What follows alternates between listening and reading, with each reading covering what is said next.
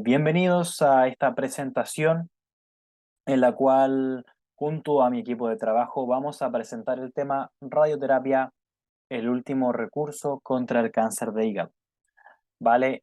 Las personas dentro de este grupo son los que están aquí en pantalla mostrándose: Javiera Cuadros, Janina García, Miguel Navarro y en este caso, quien se dirige a ustedes en esta primera sección, Ignacio Muñoz. ¿Vale?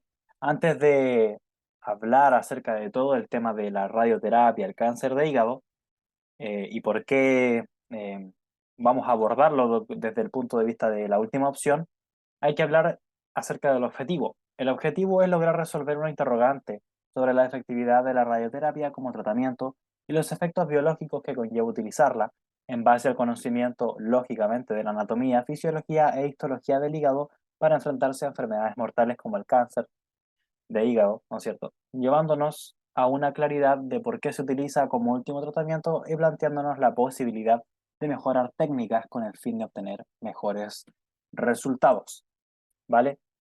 Palabras claves que vamos a tocar acerca, o sea, durante esta presentación van a ser efectos biológicos, cáncer de hígado, radioterapia y carcinoma hepatocelular, ¿vale? Que ya hablaremos un poquito más acerca de él en las siguientes diapositivas. A modo introductorio, ¿qué podemos decir? Bueno, ¿por qué decidimos abordar el cáncer de hígado o la radioterapia del cáncer de hígado como última opción? Bueno, todas esas preguntas, esas interrogantes y cuestionantes van a ser resueltas a lo largo de esta presentación, ¿vale? Junto con otras más, como por ejemplo, ¿por qué es el último recurso? ¿Qué tipo de radioterapia es mejor utilizar si es que vamos a utilizar una, ¿no es cierto? Verdaderamente una opción viable? ¿Cumple con una efectividad o existe algún riesgo? ¿Y por qué es tan complejo o tan distinto el cáncer de hígado dentro de otros cánceres que existen?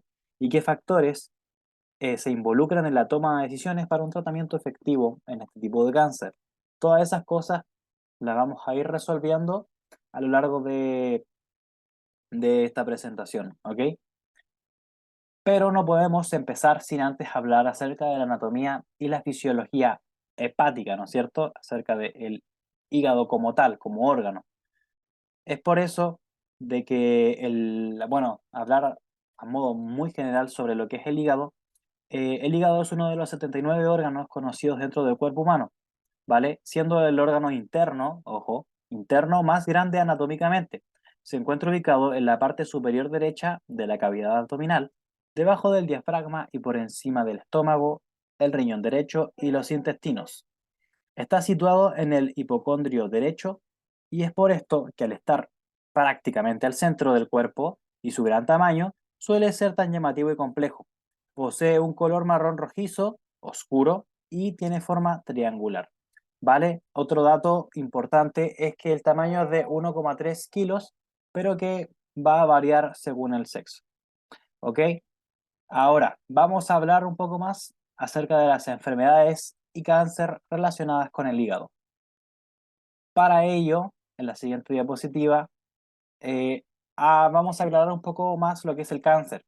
El cáncer, si bien por las clases que hemos tenido, y si no, bueno, ahora también se puede explicar, el cáncer se sabe que es una multiplicación descontrolada de las células, ¿no es cierto? Que no tiene un control, ¿vale? Y hay muchos tipos de enfermedades del hígado. Algunas son como la hepatitis, son causadas por virus. Otras pueden ser resultado de, por ejemplo, el consumo excesivo de alcohol o de drogas.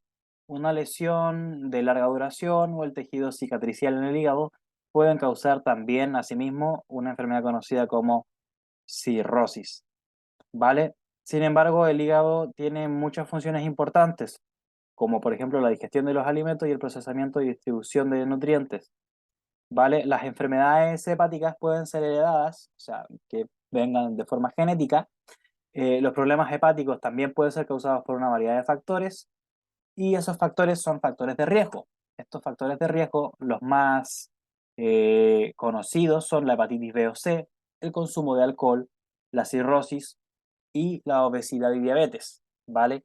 Ahora, ¿qué más podemos decir? Podemos decir de que el cáncer de hígado es un cáncer que esto es muy importante, empieza en las células hepáticas, ¿vale? El tipo más común de cáncer de hígado es el carcinoma hepatocelular, que, como dije, comienza en específicamente estas células.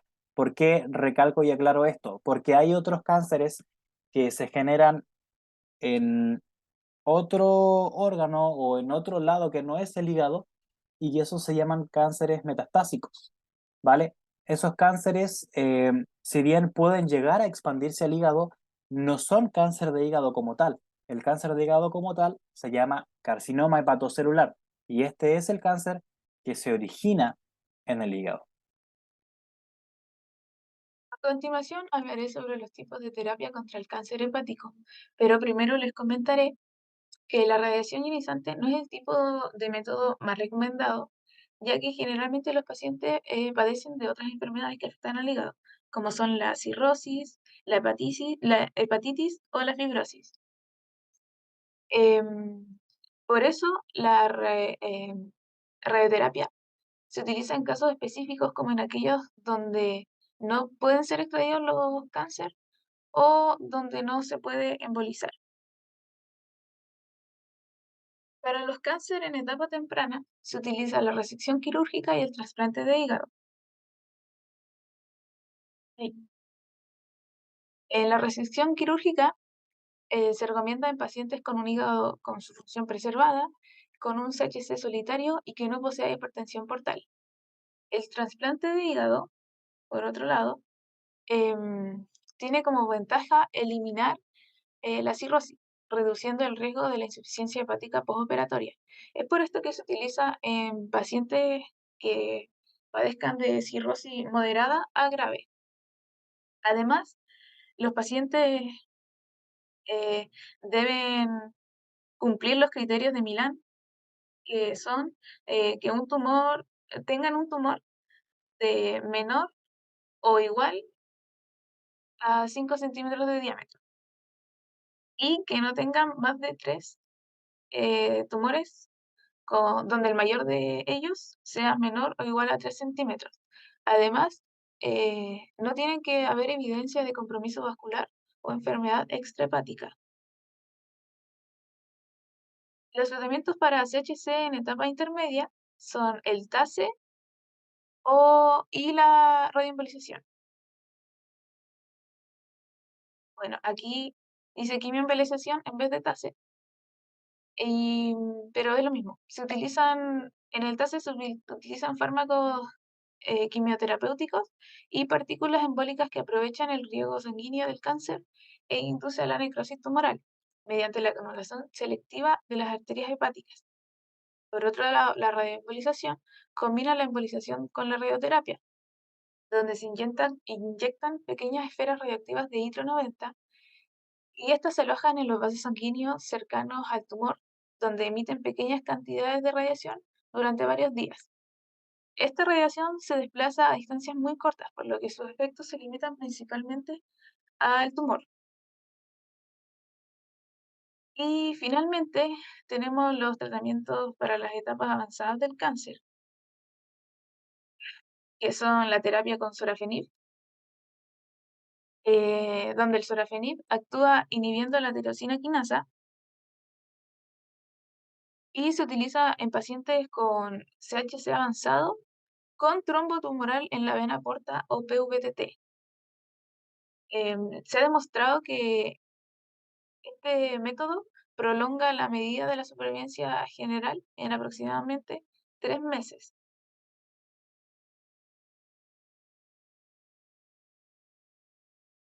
En la ablación local, em, podemos observar las características de un traumatismo pequeño, con respuesta rápida, gran repetibilidad y se puede actuar con precisión sobre el tejido tumoral. Esto puede ser hecho mediante radiofrecuencia, eh, con láser o con ultrasonido enfocado de alta intensidad. La radioterapia de haz externo generalmente no es utilizada en el tratamiento del cáncer hepático, debido a a la baja tolerancia del tejido hepático a la radiación y por la preocupación generada por la enfermedad hepática inducida por la radiación. de la que se hablará más adelante. Sin embargo, se ha demostrado que la radioterapia conformada tridimensional combinada con TACE obtuvo una tasa de remisión del 41,6% y una tasa de libre progresión del 87,8% de un total de 284 pacientes con CHC y PVTT. Efectos biológicos de la radiación. La radiación puede generar efectos tanto a nivel interno como externo, y si nos enfocamos en los efectos secundarios que son los que observamos, podemos apreciar que pueden haber cambios en la piel, enrojecimiento, hasta ampollas y descamación, náuseas, vómitos, cansancio, diarrea, pérdida del apetito, etc. Sin embargo, el efecto secundario más grave de la radioterapia hacia el hígado es la enfermedad hepática inducida por la radiación, o sea, la RILD. Comúnmente, este ocurre de 3 a 4 meses después del tratamiento y por lo general solo dura un cierto tiempo, pero puede ser fatal en algunos casos. Los signos y síntomas observados pueden incluir resultados anormales en las pruebas sanguíneas del hígado, agrandamiento de este y del vaso, ascitis, que es la acumulación de líquido en el abdomen e ictericia. Analíticamente se observa un aumento moderado de la GOT y de la GPT. La bilirrubina es normal o aumentada. Es importante también el aumento de la FA. Si realizamos un TAC, puede observarse como lo vimos en la diapositiva anterior. Generalmente se considera el hígado como una parte del sistema digestivo por constituir una glándula esencial para el almacenamiento, metabolismo y excreción de productos durante el proceso digestivo. A lo largo de muchos años se supo que el tejido hepático era resistente a la radiación, pero la opinión actual es que el hígado es un órgano moderadamente sensible. Las células hepáticas conservan la capacidad de regeneración mediante la mitosis, aunque son ligeramente radioresistentes. La radiosensibilidad del hígado se debe a que recibe un gran aporte sanguíneo a través de una red importante de vasos, y estos, al sufrir radiolesiones, los que provocan modificaciones estructurales hepáticas. A dosis bajas y moderadas, se produce una respuesta inicial apenas apreciable clínicamente. En dosis altas son difíciles de apreciar, excepto mediante estudios funcionales y que coinciden con una hepatitis post-irradiación, por ejemplo, una radioembolización. Sin embargo, si nos vamos a los extremos y utilizamos radioterapia de externo donde las dosis son mucho más altas, vamos a obtener efectos secundarios mucho más notorios. Ahora, en efectos tardíos, como consecuencia pueden ser la muerte celular y la esclerosis vascular, que consisten esencialmente en fibrosis e incluso necrosis que se acompaña del cuadro de insuficiencia hepática correspondiente. Ahora, si observamos la dosis de tolerancia que puede tener el hígado en esta tabla, podemos observar cómo diferentes órganos, dependiendo de la cantidad de radiación que van a obtener, el umbral hasta dónde pueden llegar para generar un 5% de probabilidad de que se genere un daño a largo plazo, o sea, 5 años, o el 50% de probabilidad que se genere este daño. Si nos enfocamos en el hígado, que es nuestro órgano en cuestión, vamos a observar que con 35 Gray se puede generar una probabilidad del 5% de que se genere un fallo hepático o ascitis, mientras que con 45 Gray podemos obtener hasta un 50% de probabilidad de que esto se genere a largo plazo. Si comparamos esta dosis de tolerancia del hígado con los otros órganos, nos podemos dar cuenta que es la más baja, y es por esto que con poca radiación podemos generar una probabilidad alta de que se generen estos tipos de daños como un fallo hepático. Por lo mismo, es que la radiación o la radioterapia no se ocupa como un tratamiento a principios o a priori, sino que se utiliza como un último recurso de que con pequeñas dosis, en comparación a otros tipos de órganos, es que se puede generar un daño grave que incluso puede llegar a la muerte del paciente. Discusión. A modo general, muchos artículos y ensayos se refieren a la práctica de la radioterapia como un último recurso para la mejoría del cáncer de hígado, dado que existen una variedad de métodos más eficaces que este en etapas más tempranas, como el trasplante de hígado, la resección y fármacos para reducir el tamaño del tumor. La radioterapia en sí puede generar un daño más grande de lo que puede ser su beneficio, debido a la gran cantidad de irrigación sanguínea que posee este órgano, ya que las células hepáticas presentan una radiosensibilidad moderada. Sus dosis de tolerancia suelen ser más bajas comparadas con las de otros órganos, suele ocuparse más como un tratamiento para extender la esperanza de vida que como una solución absoluta. Dentro de la comparación tenemos varios artículos que señalan que la práctica de tratamiento con radiación como opción no es tan viable para el cáncer de hígado, debido a la sensibilidad de este y a la irrigación sanguínea y a la ubicación del órgano. La radioterapia externa sigue siendo el último recurso. Sin embargo, existe un tipo de tratamiento con radiación, que es la radioembolización, que suele ocuparse cuando el cáncer se encuentra en una etapa intermedia. Esto debido a que la dosis utilizada es menor comparada a las externas. El radioisótopo itrio-90 es el fármaco ocupado para este tipo de tratamiento. Se realizó un estudio en pacientes asiáticos con cáncer hepático en etapas tempranas y tardías para investigar la efectividad de la radioembolización con itrio-90. Los resultados fueron que, de los 62 pacientes seleccionados para el estudio, solo 50 recibieron tratamiento. Los 12 que quedaron fuera fue debido a una falla en la función hepática y a un volumen mayor al 80% del volumen hepático. Y los otros 50 que se sometieron al estudio, quienes 15 fallecieron durante el seguimiento, resultó en una tasa de supervivencia de 70%. La supervivencia mediana para toda la muestra fue de 40.9 meses, con un intervalo del 95%. Los resultados que arrojaron este estudio fue que los pacientes en la etapa A de cáncer localizado, la supervivencia media no alcanzó, ya que fue de 39.4 meses, o sea, por debajo de la media. Y los pacientes con la etapa B, que era un cáncer intermedio, ellos tuvieron una supervivencia mediana de 42.4 meses, que es un poquito más arriba de la media. Y los pacientes con la etapa C, era un cáncer más avanzado, tuvieron una supervivencia media de 17.9 meses, muy por debajo de la media. El análisis de los factores clínicos asociados con la supervivencia indicó que la invasión de la vena porta y la respuesta del tumor estaban significativamente asociados con la supervivencia. En el análisis univariado, la respuesta del tumor a la radioembolización fue el único factor significativo en el análisis multivariado.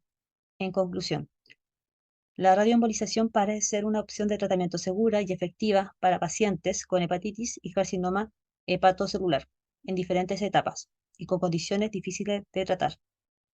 Además, el tratamiento de seguimiento después de la radioembolización parece ser seguro para estos pacientes. En el futuro, las evaluaciones prospectivas a gran escala deben centrarse en la optimización de las técnicas de la radioembolización y de los tratamientos de seguimiento en pacientes con carcinoma hepatocelular. Gracias a la literatura actual, se respalda que la radioterapia de las externos tiene un papel claro en la mejora de los resultados oncológicos, pero posiblemente con el uso de concomitantes de fármacos quimioterapéuticos y partículas embólicas. Finalmente, analizando los resultados que nos entregan los estudios, teniendo en cuenta que la cantidad de pacientes estudiados es diferente y las patologías asociadas también provocan diferencias en los resultados, podemos observar que según la tasa de supervivencia global, la radioembolización con itrio-90 es del 70%, mientras que con el tratamiento de radioterapia externo es solamente de un 41% en un año. Dentro de las fortalezas tenemos que gracias al acceso que nos proporcionó la biblioteca de la Universidad de Tarapacá, logramos encontrar mejores artículos sobre cáncer de hígado. También pudimos encontrar artículos en inglés y en español, con los cuales pudimos trabajar ampliando la cantidad de información obtenida. Y dentro de las limitaciones, tenemos que, al no conocer en profundidad el tema sobre la radioterapia, nos impidió tener ciertos conceptos relacionados con esto y formularnos hacia nosotros autocríticas con respecto al tema, por lo cual pudimos haber dejado algún artículo fuera por esta misma razón. La radioterapia, al no ser el principal método para el cáncer de hígado, no existen muchos ensayos que hablen sobre el tema, teniendo menos información de la que quisiéramos tener. Además que en algunos artículos no son actualizados en varios años, dejándonos un vacío temporal que no conocemos. Para el futuro, este artículo nos lleva a poder concientizar sobre el cáncer del hígado y lograr en un futuro optimizar las técnicas y tratamientos o implementar nuevas que ayuden a mejorar y a combatir las enfermedades hepáticas permitiendo una mejor calidad de vida a los pacientes que viven con ella. Conclusión. Basado en los estudios y ensayos investigados, podemos concretar que el hígado, nuestro más grande órgano interno, presenta diversas funciones junto a la anatomía y fisiología compleja. Es por esto que es tan importante al momento de que este falle, ya que esto es un órgano vital, o sea, si este falla, nosotros nos morimos. Puede presentar distintas enfermedades, siendo las más complicadas de ellas el cáncer de hígado. Esta enfermedad se puede utilizar varios métodos para contraatacarla, pero sin embargo va a depender todo del caso, del tipo, la magnitud, el daño que presenta este órgano. Es el método que se va a poder utilizar para este.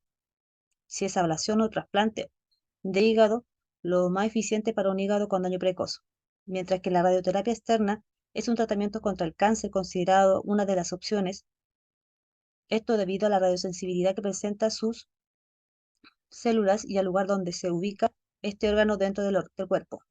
Por su baja dosis de tolerancia, es que la radioterapia puede terminar siendo un daño peor que la solución concreta. Se utiliza a fin y al cabo más para fines paliativos que como una solución al problema mayor. Referencias bibliográficas. Acá tenemos la referencia bibliográfica con respecto al tema de la introducción. Y acá tenemos la referencia bibliográfica con respecto al desarrollo. Muchas gracias por su atención. Espero que le haya gustado nuestro trabajo